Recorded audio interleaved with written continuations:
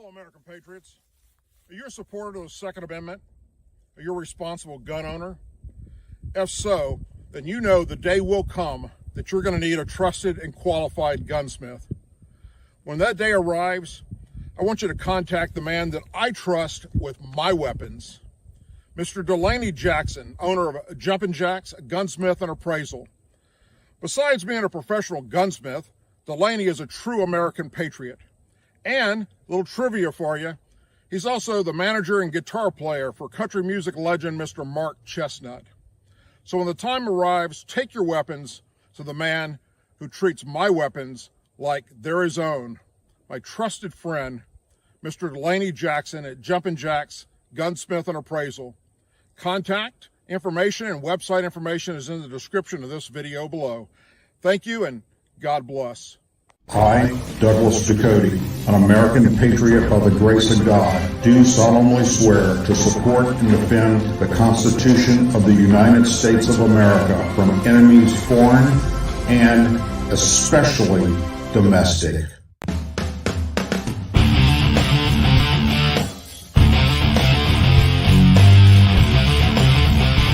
I, Douglas Ducote, an American patriot by the grace of God, do solemnly swear to support and defend the Constitution of the United States of America from enemies foreign and especially domestic. Say it with me. I pledge allegiance to the flag of the United States of America and to the republic for which it stands, one nation, under God, indivisible, with liberty and justice for all.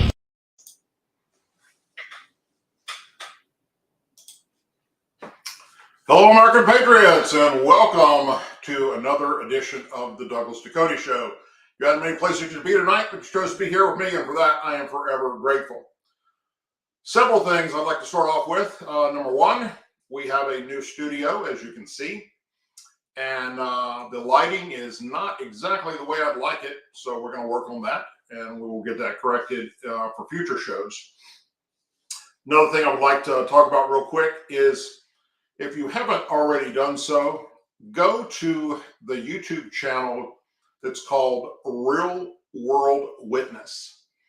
And tomorrow evening, I'm not sure what time it will be, but just go there, subscribe, and you can check it out. I did an interview yesterday, a pre-recorded interview, and it will air there tomorrow evening sometime. World War Witness is hosted by Chrissy Piccolo, and Chrissy, as some of you have been following me for a long time know, is where I got my start doing this. When she invited me to come on to her radio show, Real World Witness, and be a co-host of the show. And then eventually we started this show, the Douglas Ducote Show. So Chrissy is a very dear friend, and I'm going to also have her come on this show next week on Tuesday. So look forward to seeing that. So Real World Witness YouTube channel. She's brand new with this channel and needs some subscribers to get over there and tune in. All right. I put out a Facebook post yesterday that I would like to share with all of you about my thoughts yesterday evening as I was watching the different news coverages that are happening across this country. And I'll share that with you real quick. I'm 60 years old, born in 1962. I served in the military, both active duty and National Guard, from 1985 to 2004. I served in law enforcement for 9 years. Here's my thoughts on America today. I no longer recognize this country. It's not the same country I served all those years for. We are one election away from America becoming just another country on planet Earth like all the rest. That election is in just 3 months, and it's called the midterms. I felt really good about our upcoming midterms until the deep red state of Kansas turned out over 900,000 voters to vote on whether or not they are going to allow abortions because, as you know, the Supreme Court kicked it back to the states, and it's up to the individual states. And I've said all along that in red states, you're going to probably find that you're not going to be able to have an abortion, so you have to go to a blue state. So Kansas really showed us something that's kind of alarming to me, and it should be to you as well as we get close to midterms. Out of that 900,000 people that voted, 60% voted pro-choice. That is correct. So the deep red state of Kansas will continue to allow abortions. Moving on, the far left has infiltrated everything and are hell-bent on destroying the American dream. They literally want to erase our history. Everything we stand for, everything our forefathers built, everything our service members died for, and they want to turn us into a socialist country just like Venezuela and Cuba. They will stop at literally nothing. They have no morals, no values, and absolutely no respect for our past or our future. God help us, and fast, please. That was my post yesterday on Facebook, sharing with my friends and family how I was feeling about, and it's not necessarily the Kansas situation, but it's everything. It's everything from the way that our Department of Justice covers for the Democrats and goes after Republicans, our unsecured border, the drugs and sex trafficking and gang members coming across. And I'm going to share a little bit of that with you here tonight. Some pretty disturbing things about it. It's erasing all the history of the Civil War, taking down any monuments or mentions of Confederate soldiers or generals, even though they were classified as veterans by the VA. They still went and removed it all over the country, and they're still doing that today. And it's not just that. They're not just stopping at the Confederacy. Nope. They're going after everything, to include the American flag. They've already pretty much banned the rebel flag, which is the Confederate battle flag. They didn't, however, ban the actual Confederate flag because they're too stupid to know what it actually looks like. But they did ban the battle flag because a few far-right extremists had it, used it in some of their videos. And some of them that were arrested for doing horrible things, such as the church shooting that took place out on the East Coast. On his Facebook page and a lot of his pictures, he had a rebel flag hanging up in the background. So, look, they can continue to do that all they want. All they're doing by erasing history is we're bound to repeat it. And that is how the world works. If you don't educate the youth on our past, the youth will get bitten in the ass by it in the future. And so it's a very sad thing what's happening in this country. The attack that's happening against our brave men and women in law enforcement is just blatantly beyond belief. These big, brave NFL players taking a knee during the national anthem, and Colin Kaepernick coming out and telling you how bad law enforcement was and how all they want to do is wake up and get out there on the job and go shoot and kill innocent, unarmed black people. And they basically put a target on police officers' backs. Our country is in bad shape right now, and it's getting worse by the day. Midterms right around the corner, and I do believe that's our savior if we can pull it off. But I only added the thing about Kansas into that post because I didn't figure that would happen. I really didn't. But it did. We move on. And let's hope that what the Supreme Court did with Roe versus Wade does not affect conservatives and Republicans at the midterms. Because those 900,000 people that voted, they need to be paying attention to the cost of gas, the cost of energy as a whole, the threat of combat with North Korea or China, Middle Eastern countries like Iran,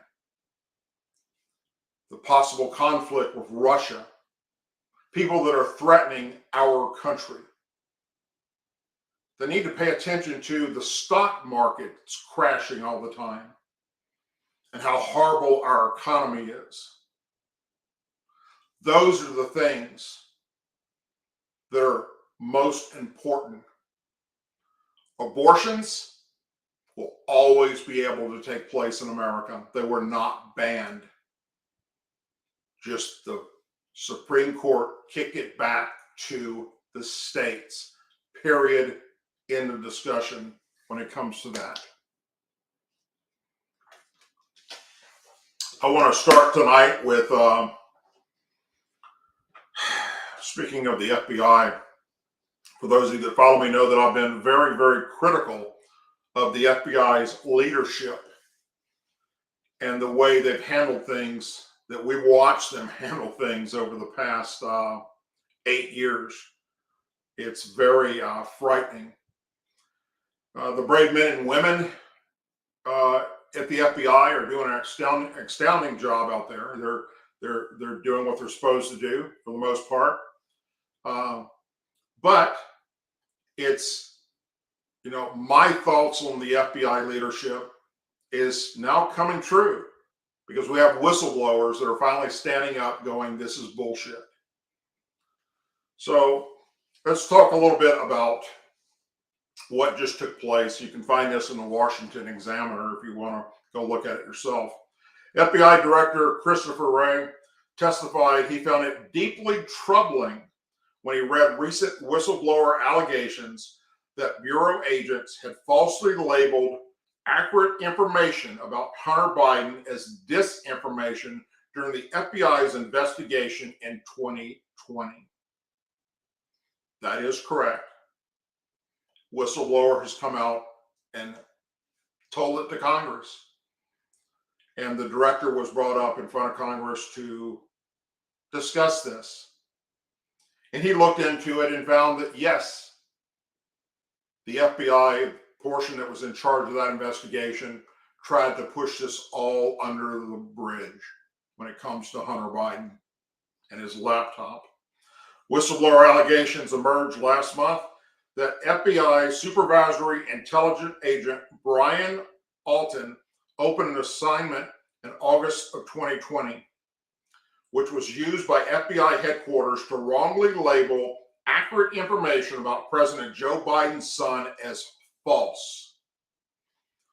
According to disclosures made public by Senator Chuck Grassley, while a whistleblower said FBI Assistant Special Agents in charge of the Washington Field Office, Timothy Talbot, shut down a line of inquiry into Hunter Biden in October of 2020, despite some of the details being known to be true at the time.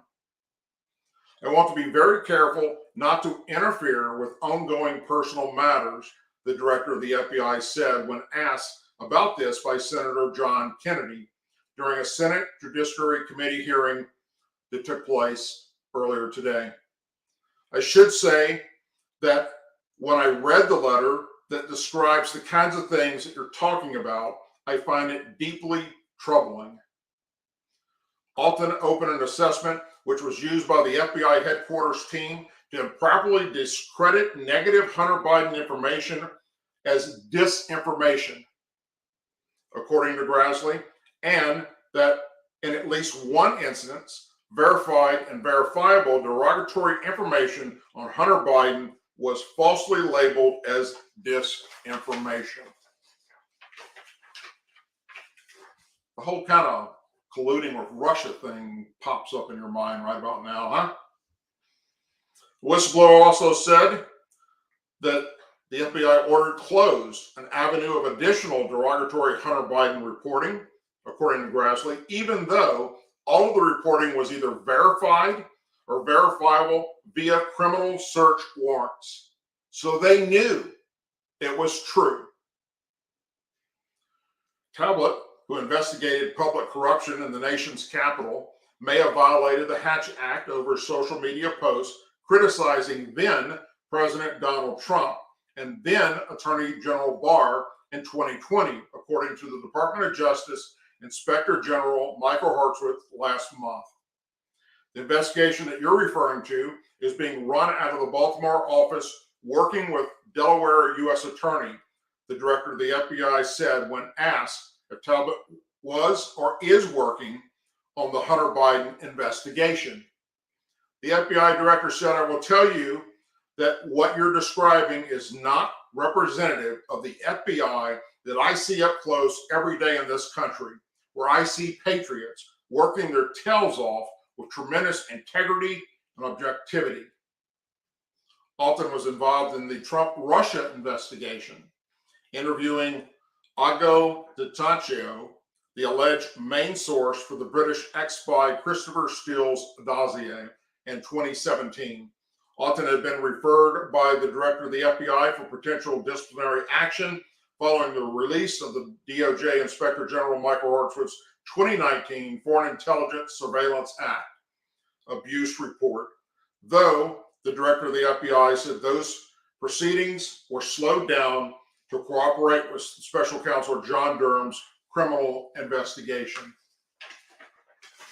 So,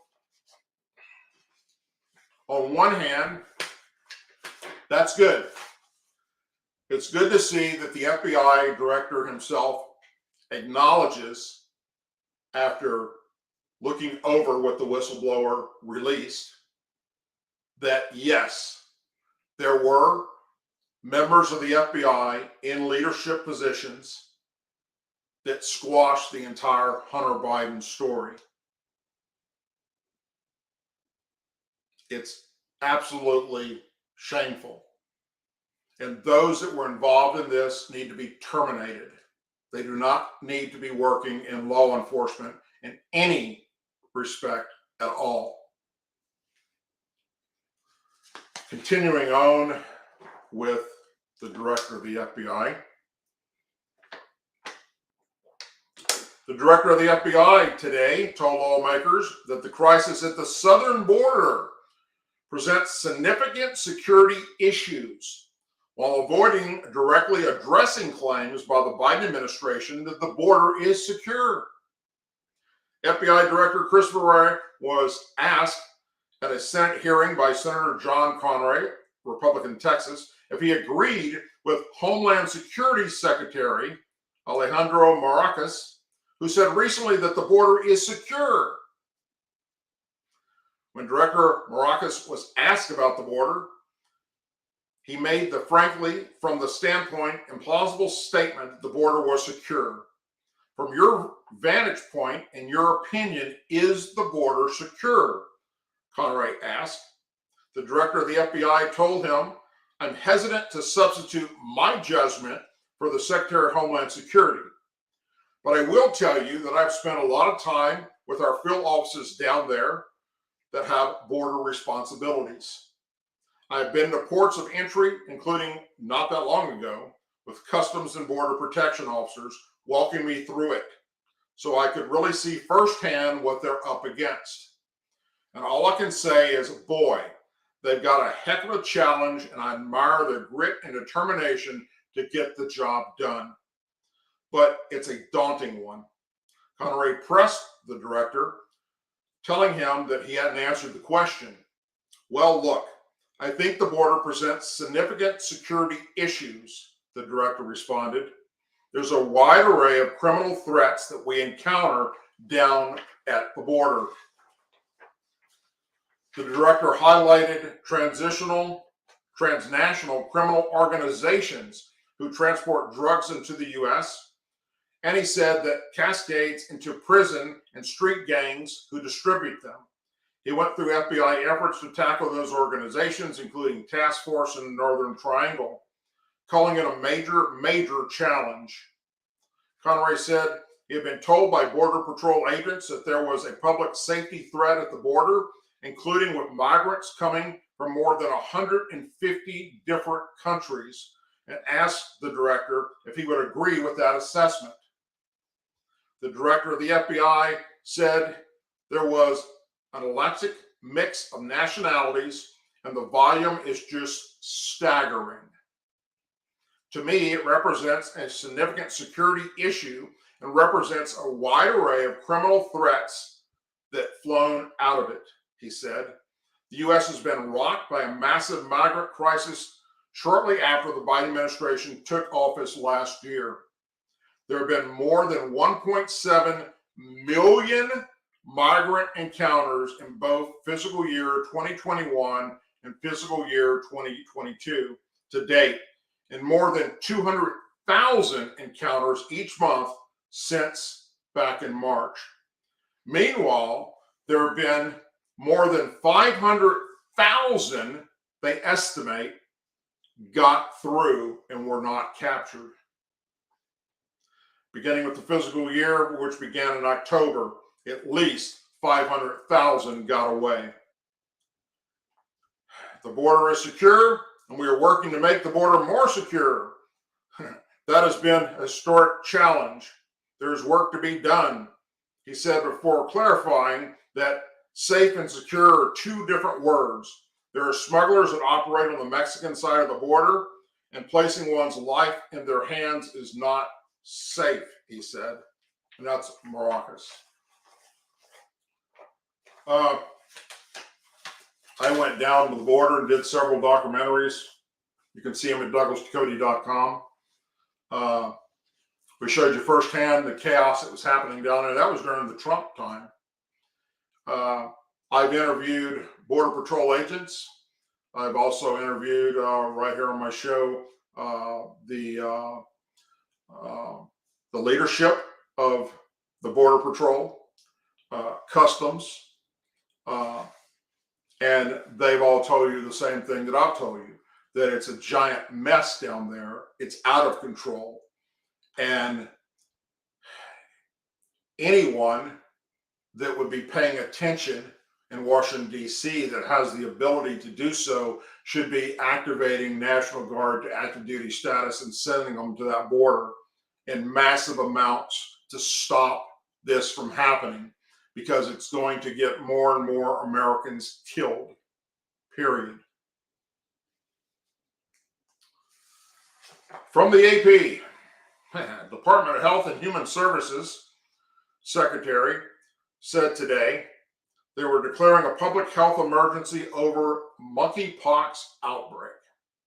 In light of evolving circumstances on the ground, I am declaring a public health emergency on hashtag monkeypox, he said in a statement. We're prepared to take our response to the next level in addressing this virus, that we urge every American to take monkeypox seriously. Later Thursday, today, President Biden tweeted he remained committed to our monkeypox response, ramping up vaccine distribution, expanding testing, and educating at-risk communities. That's something you got a key on right there. What is he talking about? That's why today's public health emergency declaration on the virus is critical to confronting this outbreak with the urgency it warrants, Biden said. The monkeypox outbreak has infected more than 6,600 Americans. The emergency declaration frees up federal money and other resources to fight the virus, which may cause fever, body aches, chills, fatigue, and pimple-like bumps on many parts of the body. A public health emergency can be extended, similar to what happened during the COVID-19 pandemic. The White House says it has made more than 1.1 million vaccine doses available and helped boost domestic capacity to 80,000 tests per week. Last week, the World Health Organization called monkeypox a public health emergency with cases in more than 70 countries. A global emergency is the WHO's highest level of alert, but does not necessarily mean a disease is particularly transmittable or lethal. California, Illinois, and New York have all made declarations in the last week, as have New York City, San Francisco, and San Diego counties. The monkeypox virus spreads through prolonged and close skin-to-skin contact, as well as sharing bedding, towels, and clothing. Health officials have emphasized that the virus can infect anyone, but the people who have gotten sick so far with monkeypox have been primarily men who have sex with men. So it's affecting the male gay communities. Earlier this week, the Biden administration named top officials from the Federal Emergency Management Agency at the Center for Disease Control and Prevention to serve as the White House coordinator to combat the monkeypox outbreak. So, for the straight people in our society, this is not something that is a huge alarm, red flag, or bell going off. But for those in the gay community, it is something that they should pay very close attention to and go out and get vaccinated against this. It's just like the HIV and AIDS epidemic that affected that community. And it took a long time for us to be able to get to a point, not just in America, but in the world, where people can live with HIV positive for extended periods of time and lead a normal life with the type medications that they have available. So in general, it's not affecting the majority of our population.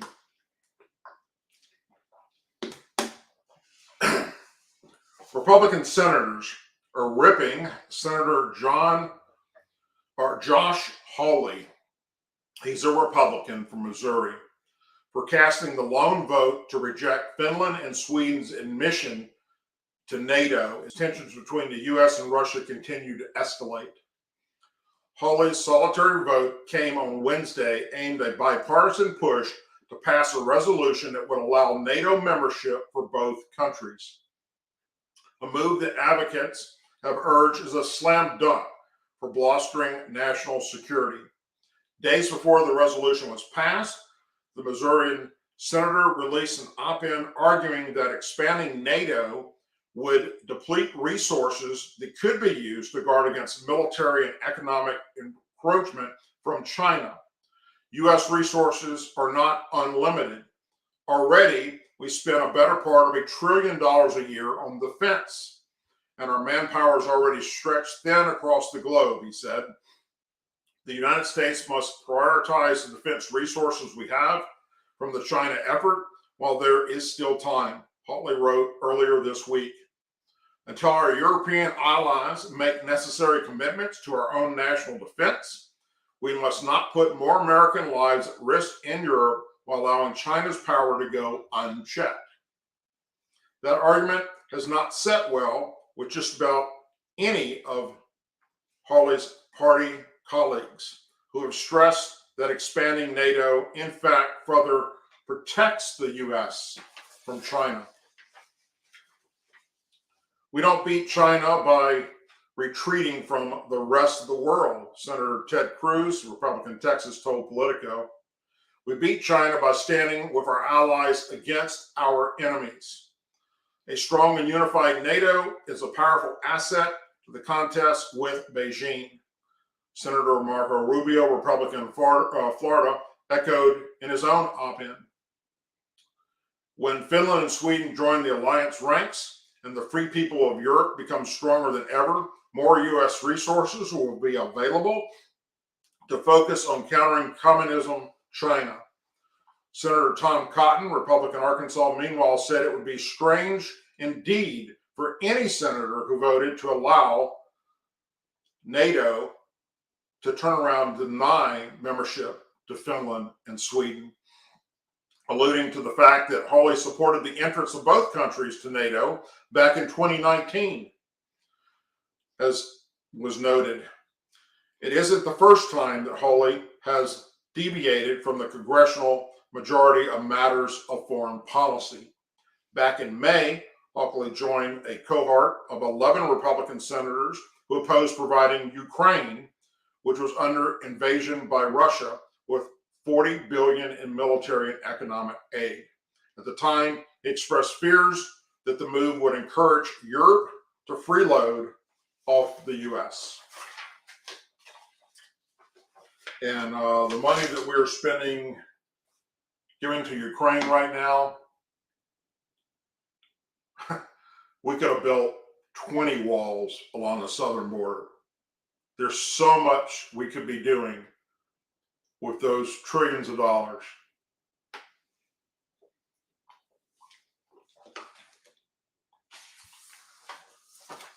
This is an interesting story.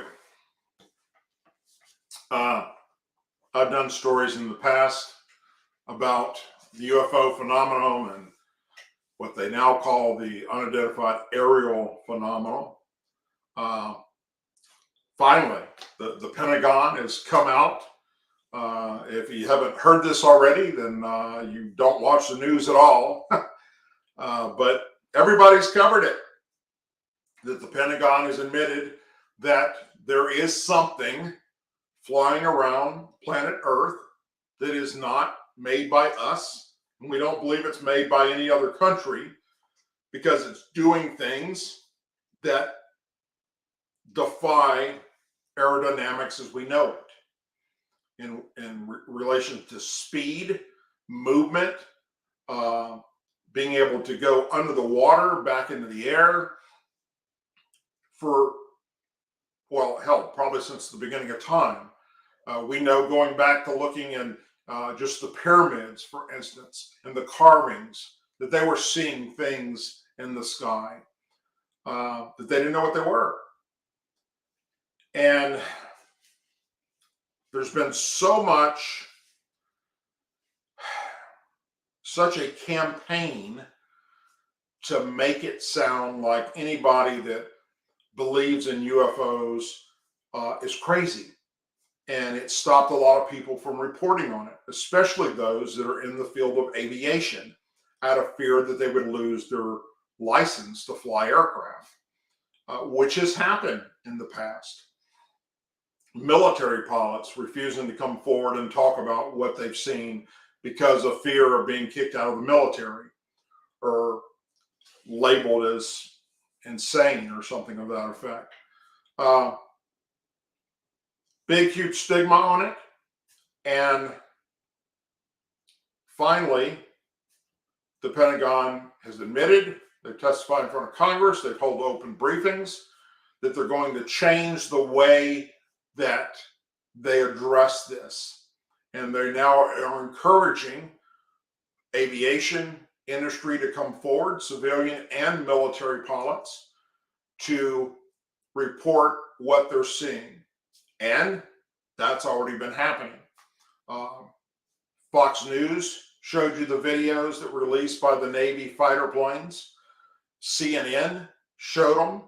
MSNBC, ABC, NBC, CBS, all of the major mainstream news media have reported what the Pentagon is finally telling us, and that is there is something here visiting planet Earth, and we don't know what it is. We hope that it is not another country has developed technology that can do what these things do. Because if that's the case, they've done leaps and bounds over everything that our scientists and engineers in the aviation field have been able to come up with.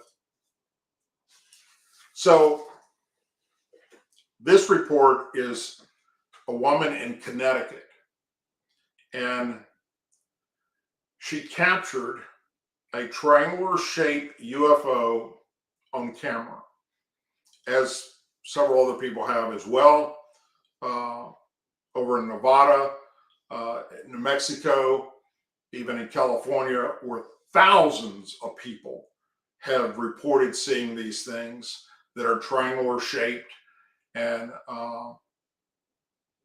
and nobody has any clue what the hell they are. So-called flying triangles or black triangles are among the MVPs of the UFO world. They've been reported all over the world for as long as folks have been reporting UFOs, and in Connecticut, where this sighting takes place since the early Cold War. The reports all bear a striking similarity. Enormous, silent, black triangular craft that hover mysteriously in the sky, then move slowly with no visible means of lift or propulsion, and can also zip away at near insane speeds. Some have lights on the 3 points. Some have those three and then a larger light in the center. Still others have running lights all along their sides. They like to show up at military bases or in populated areas, and just hang out in the sky as if observing whatever is going on down below. This sighting in Connecticut, where these things are often documented, is in keeping with standard black triangular UFO behavior. This one is floating nice and low over a city street. Connecticut is a particular hotbed for this type of UFO, which most reports coming in the 80s and 90s. Nice to see the triangulars haven't left town. One of the true mysteries of a flying triangular behavior is how brazen and unaffected they seem to be of being observed. These are not covert aircraft, high technology spy planes observing what's going on. These things fly low, shine bright lights, move slowly, and don't seem to care at all who photographs them. Would spies do that? Or top secret silent aircraft being tested by our own government? No. But then, who or what are they? If you would like to see this video, it is posted right now at employernews.com. EXEMPLORE news.com. And I watched the video myself tonight before doing the show, and it looks just like the other triangular shaped objects that people have been recording. And look, I don't know. All right. I just tell you this much. I find it would be very naive of us to think that out of this huge universe that we're in, and now we've sensed with telescopes and the Hubble telescope and the new telescope that just launched last year, that's seeing things 500 million light years away. They've determined and been able to find out that there are many galaxies out there like ours, to the point of who knows how many, hundreds, if not thousands. So to think that we'd be the only life form in all these universes would be very naive. I'm not saying there are little green men out there that are coming down and visiting us. I don't know what they are. All right. I've done a few videos about my personal experience in the military and aviation, of things that I've seen that I couldn't, not just me, but my entire crew on our helicopter that witnessed. We used to do a lot of training out at the Area 51 area in Groom Lake when I was in the military. And there are things that are now finally being reported by both the military as well as civilians on the ground and our pilots and flying commercial aircraft that something's out there. What it is, don't know. Will we eventually be able to come to that conclusion? I think that yes, in due time, there will come a point where we're going to have those answers. And that's going to be very interesting. I'd like one of them to just land and I'd walk right on up there. The right things are going. But, you know, the funny part about this, I guess, is that for years, there's been this huge government cover-up, not talking openly and just denying it, okay? And I get that, and we know why that is. They've admitted it now.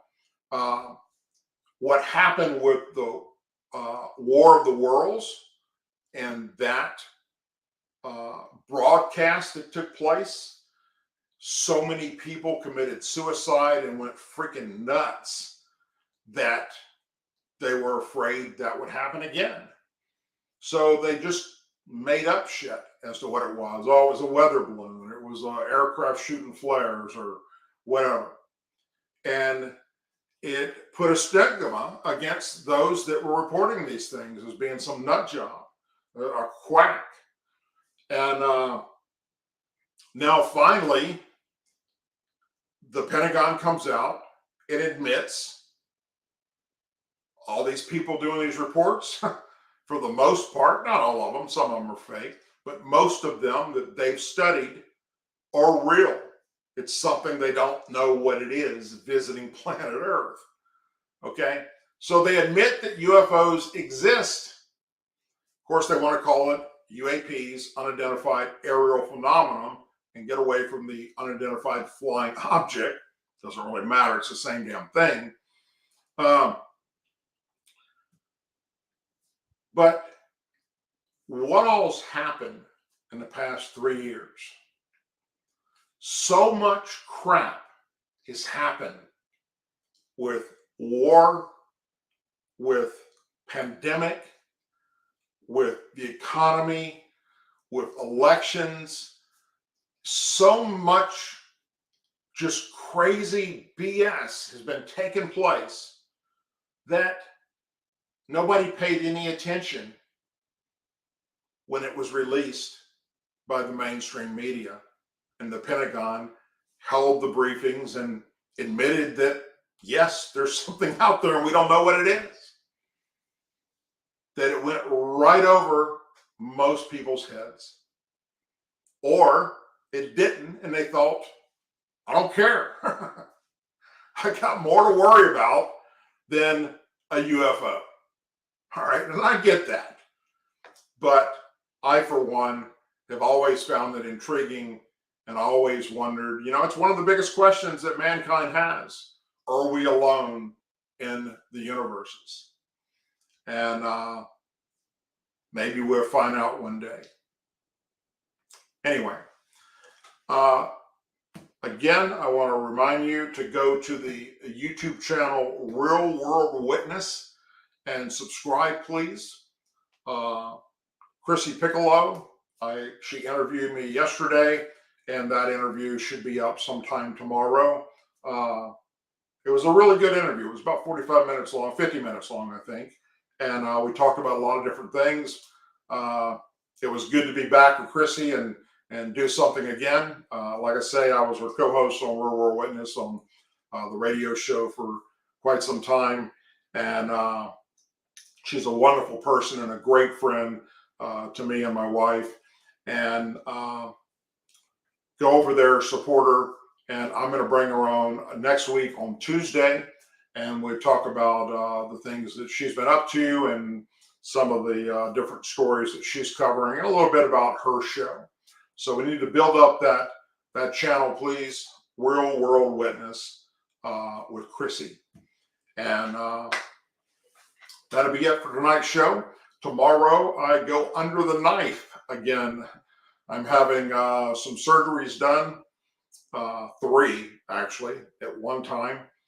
Not going to go into all that, but I feel very good about it. I feel comfortable that I've got a great medical team, and they're going to do wonderful things to help extend my life into the future. So I will go under that. I still plan to do next Tuesday's show. Like I said, I'll be stitched up in a few places, but other than that, I should be okay. If you haven't already done so, please subscribe to this channel, ring the bell so you get notified. Go check out DouglasDucote.com and our website, and you can learn a whole lot more about me if you're new to the show and you've never watched this before. And you can see a lot of the other videos are there. Also, in the description of this video and all of my videos, you will see where you can follow me on the different social media platforms that I take part in. Hope you all have a wonderful and blessed evening. As always, please say a prayer for our men and women serving in the United States military, our veterans, our law enforcement officers, our first responders and their families, our Angel families, our Blue and Gold Star families, and our country. And if you don't know what Angel families are, if you don't know what Blue and Gold Star families are, please look into that. They need our support because they're not getting it right now from our government. Thank you all. God bless you. If I don't talk to you between now and next Tuesday, I'll do a video if something important comes out. Other than that, have a blessed weekend. Enjoy your time with your family and friends. Be safe, whatever you do. And I will see you next Tuesday. Take care, everyone, and good night. Thank you for joining tonight's broadcast.